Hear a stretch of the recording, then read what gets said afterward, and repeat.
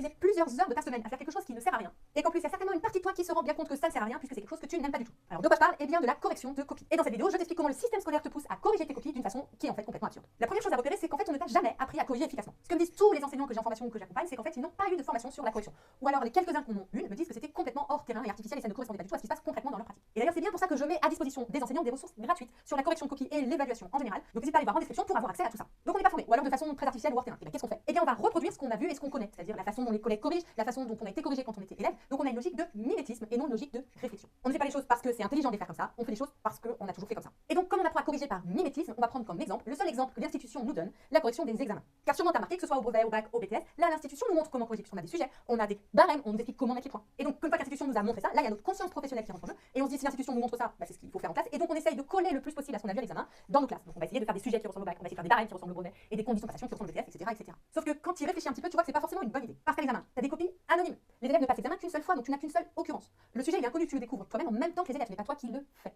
Et en plus le but de l'examen, c'est de certifier les élèves. Alors qu'en classe c'est très différent. Les copies sont pas anonymes, tu les connais, même s'ils écrivent pas leur nom, tu reconnais leur écriture, et même c'est peut-être plus logique de faire comme si on connaissait l'élève puisqu'on l'a en classe toute l'année, etc. Donc on est sur des copies d'élèves qu'on connaît. Et en plus en classe, les élèves ils font plusieurs contrôles, plusieurs DST, etc. Donc s'il y a quelque chose que tu n'arrives pas à faire sur la première occurrence, tu peux le faire sur la suivante ou celle d'après. C'est très différent du bac où ça arrive qu'une seule fois. Le sujet tu le connais à l'avance puisqu'en fait c'est toi qui le fais.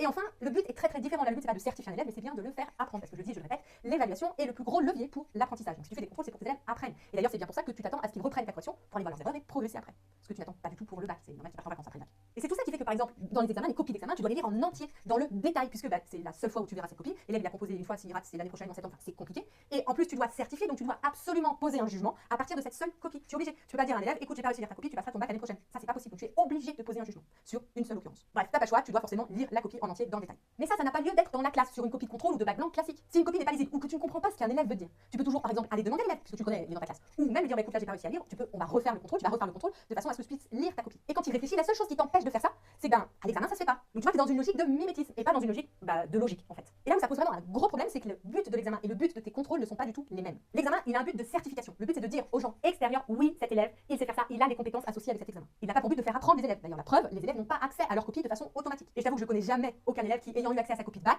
se dit ah oui, effectivement, là j'ai une erreur, je vais prendre quelques jours pendant mes vacances pour réviser ce point-là pour l'année prochaine. Non, si les élèves veulent leur copie de bac, c'est dans une logique de justice ou d'aller grappiller des points ou ce genre de choses. Mais ton contrôle, son but premier, c'est de faire apprendre les élèves. Et moi, si tu commences à me connaître, tu sais que je n'aime pas compliquer les choses. Si je fais quelque chose qui a pour but de faire apprendre, et ben je vais pas prendre en exemple quelque chose qui n'a pas pour but de faire apprendre. Tout simplement, c'est pas parce qu'on a un mauvais exemple qu'on va le prendre en exemple. On va plutôt inventer quelque chose qui est aligné avec ce qu'on veut faire. Alors bien sûr, t'es pas obligé de tout inventer tout seul. Par exemple, tu peux commencer par regarder cette vidéo dans laquelle je te donne 5 conseils pour changer ta façon de corriger, et tu verras qu'en plus, tu vas pouvoir, grâce à ces conseils, diminuer drastiquement ton temps de correction